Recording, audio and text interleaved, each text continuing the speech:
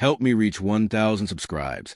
Support the video with a like and leave your thoughts in the comments. I read every comment. Thanks. James never believed relationships needed constant drama to survive.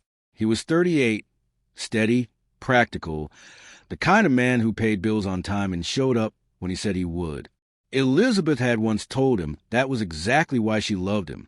They'd been together 6 years, living together for 4, and most days felt predictably calm.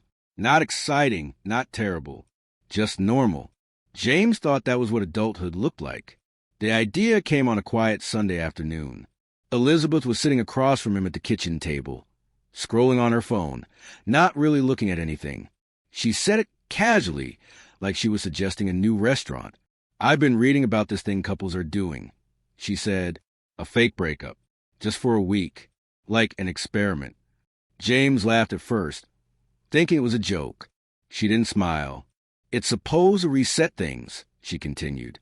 "You miss each other. You get perspective. No contact, no checking in. Then you come back stronger."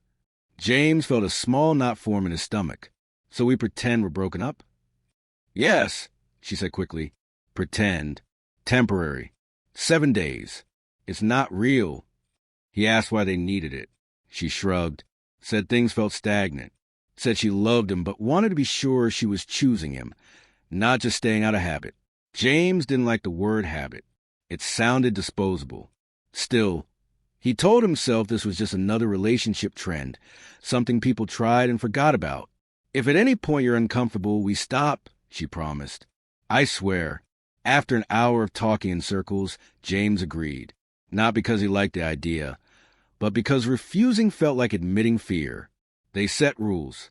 No texting. No calls. No social media lurking. 1 week. Next Sunday. Dinner together. Everything back to normal. That night, Elizabeth packed a small bag. She kissed him on the cheek before leaving, lighter than usual, like she was already halfway gone.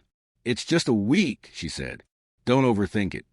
James stood in the doorway and watched her drive away, telling himself this was healthy, modern, harmless. Still, the apartment felt strangely hollow the moment the door closed. The first 2 days were quiet, but manageable. James went to work, came home, cooked for 1 instead of 2. He told himself the loneliness was part of the exercise. On the 3rd day, though, something shifted.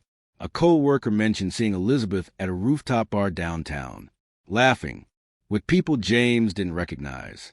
He brushed it off. They were broken up, even if it was fake. By Thursday night, curiosity won. James checked her Instagram, even though he knew he shouldn't. Her story was public. A short video. Dim lights. Music thumping. Elizabeth smiling into the camera, drink in hand. A man's voice laughed in the background. The caption read, "Freedom feels good." James stared at the screen longer than he wanted to admit. His chest tightened, not with jealousy exactly, but confusion. This didn't look like someone missing him. It looked like someone relieved. If this story is already hitting close to home, tap like so it reaches others who've lived this quiet kind of confusion. On Friday, James ran into Elizabeth's friend Hannah at the grocery store. She froze when she saw him, then forced a smile. "How's everything?" she asked. "Fine," James said, "just taking space." Hannah hesitated. Right, space.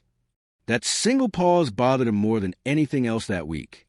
That night, he lay awake replaying it, wondering what Hannah almost said, wondering what he didn't know.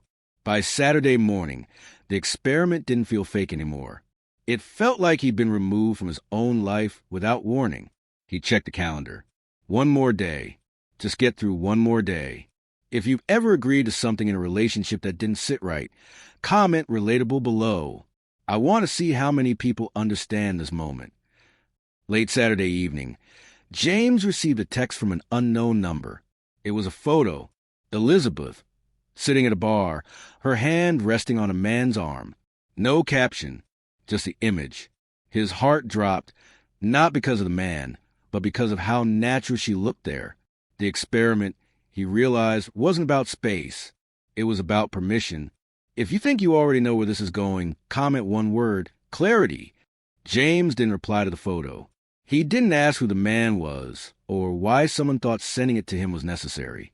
He turned his phone face down and sat there in the quiet apartment, finally understanding what Elizabeth had framed as growth. The fake breakup hadn't been about distance or reflection. It had been about removing consequences. When Sunday arrived, Elizabeth came back like nothing had happened, cheerful, relaxed, almost glowing.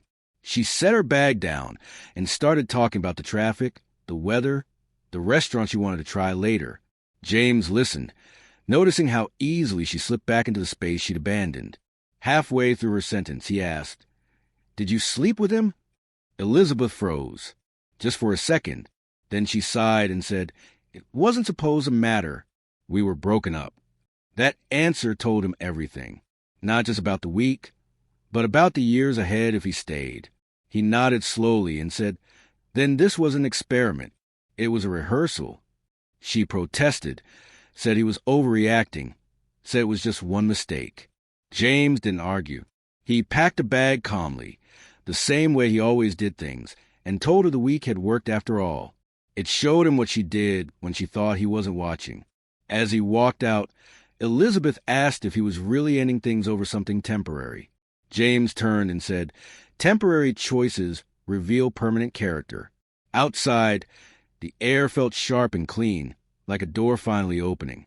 If this moment made you feel something, share this story with someone who understands how quiet betrayals hurt the most. Later that night, James ignored the calls and messages. He wasn't angry. He was finished. For the first time in a long while, he wasn't guessing where he stood. He knew. A week later, Elizabeth sent one last message asking if they could talk. James didn't respond. He'd already heard everything he needed. Some experiments don't fail. They succeed at revealing the truth. If you believe James did the right thing, comment below and tell us why, or if you would have handled it differently. And if you've ever mistaken peace for boredom, type enough in the comments. Finally, if stories like this help you make sense of your own experiences, comment with your thoughts and subscribe so these conversations keep reaching the people who need them most.